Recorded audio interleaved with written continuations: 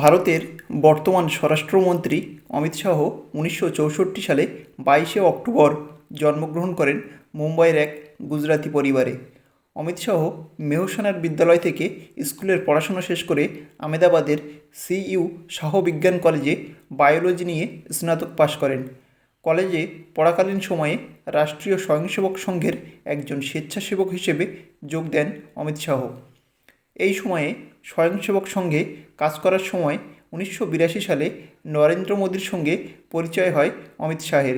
সেই সময়ে নরেন্দ্র মোদী RSS এর প্রচারক হিসেবে কাজ করছিলেন।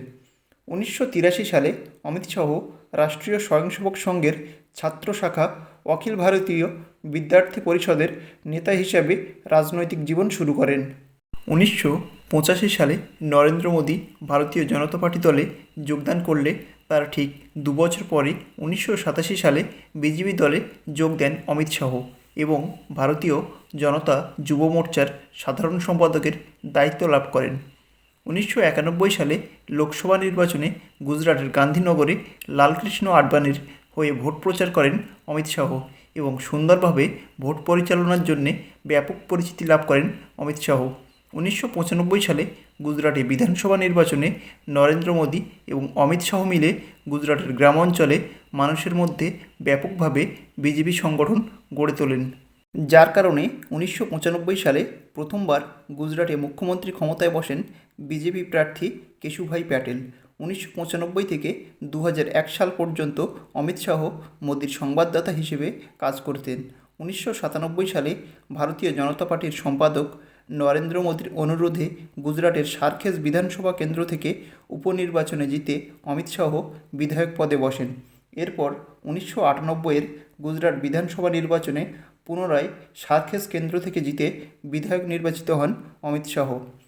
2001 সালে গুজরাটে ভারতীয় জনতা পার্টির কেশুভাই প্যাটেলকে মুখ্যমন্ত্রী পদ থেকে অপসারণ করে নরেন্দ্র মোদীকে মুখ্যমন্ত্রী পদে বসায়।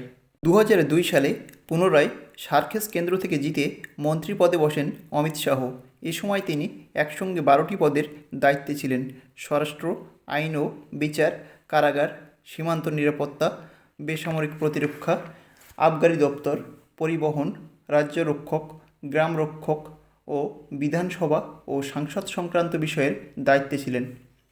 2007 সালে পুনরায় গুজরাটে মন্ত্রীপদ লাভ করেন অমিত শাহ।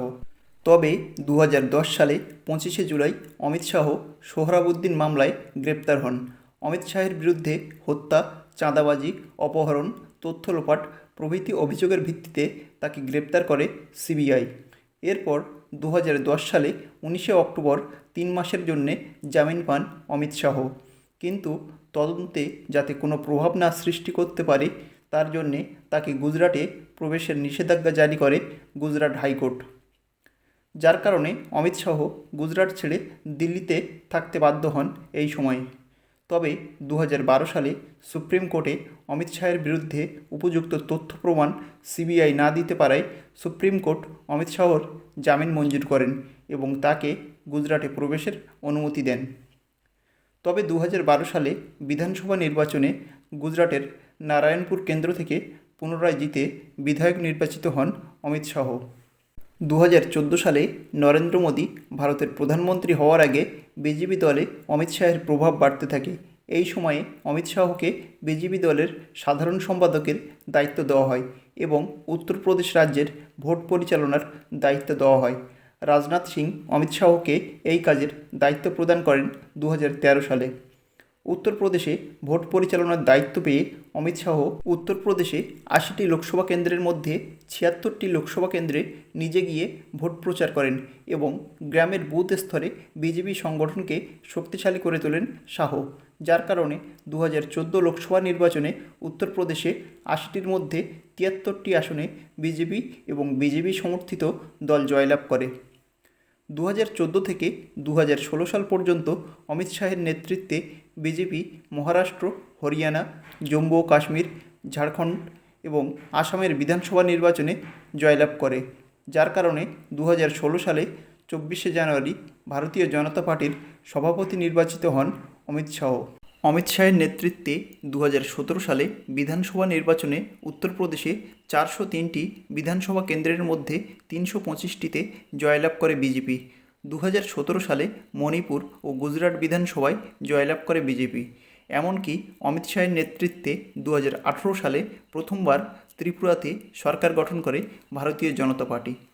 2019-এ লোকসভা নির্বাচনের আগে মোট 543টি লোকসভা কেন্দ্রের মধ্যে 312টি লোকসভা কেন্দ্রে প্রচার চালিয়েছিলেন অমিত শাহ, যার কারণে 2019 লোকসভা নির্বাচনে বিজেপি এককভাবে 303টি আসন পেয়ে সরকার গঠন করেছিল। তবে 2024 সালে লোকসভা নির্বাচনে অমিত শাহের প্রচার অভিযান তেমন সাফল্য লাভ করেনি ইন্ডিয়া জোটের কারণে।